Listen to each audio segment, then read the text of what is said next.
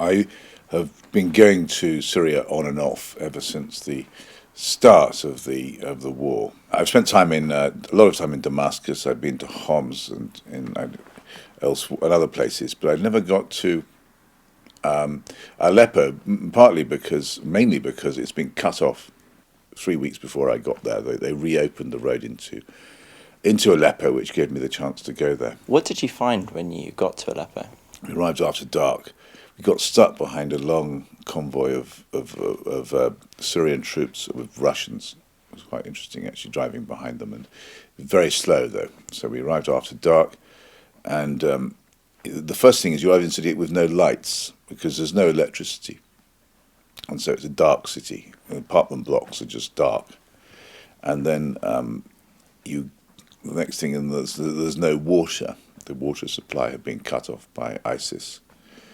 I say no water, people were digging wells, and no electricity. Well, people were setting up private generators, were sort of somehow lighting up areas. But it was there was no water supply, no electricity supply, and it was very cold. And it was also very empty because so many people have fled. And so large parts of it, central Aleppo, there's almost nobody, uncannily empty. And this is a city that is half occupied by rebels, ISIS, and the government forces as well. That's right. The city is basically divided into sections. I was in the government-held section. There's also a sort of no man's land which I couldn't go to. To the east is held by rebel forces of various kinds, al-Nusra, Ahrar al-Sham, jihadist groups mainly, Free Syrian Army though, ISIS, hold all kinds of areas to the east, which I couldn't go to. I would have been kidnapped if I'd attempted to do that. There's been a huge displacement of people across Syria. What are some of the stories you heard in Aleppo? Aleppo is full of refugees from neighbouring areas, displaced people as they might be called. And these people have their story of escaping from areas where al-Nusra or Free Syrian Army, where they move in, they suddenly find that they are forced to obey Sharia law. Their women have to be covered, and often they get threatened. They get made to join the militias, and they've had to flee. That's their story. The thing about this war is it's unspeakably brutal. Everybody you speak to has gone through some horrific experience, if not personally themselves, through their relations of being massacred or tortured.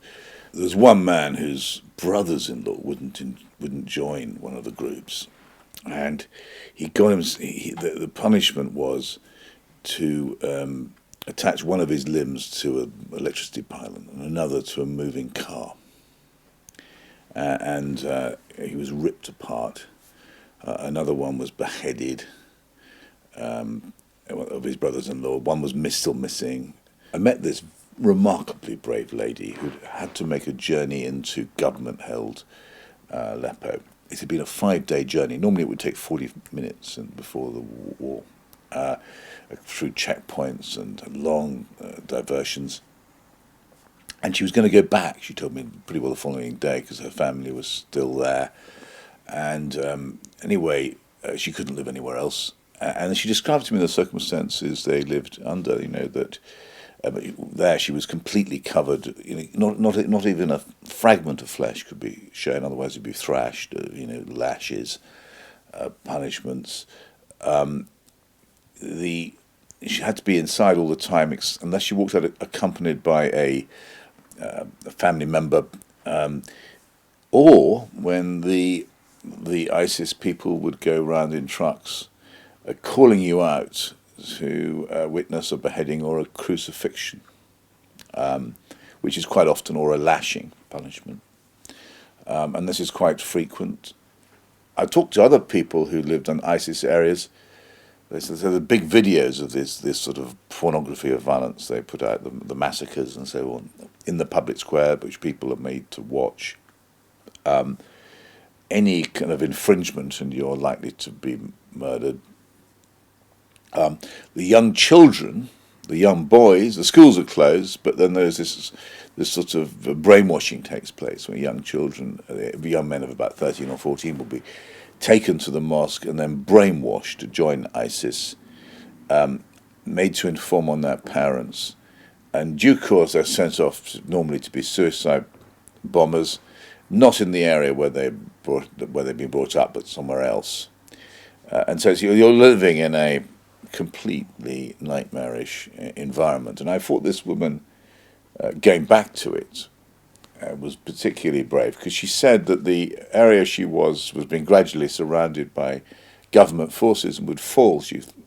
And that she knew that she said I was going to be used as a human shield, and so she was going back to a place of pure horror, where she might well die. But she was so stoical and calm and just remarkably brave. And I think lots of people live in that kind of world of being asked to make quite astonishing sacrifices. There's a ceasefire across most of Syria now. IS isn't included, al-Nusra isn't included.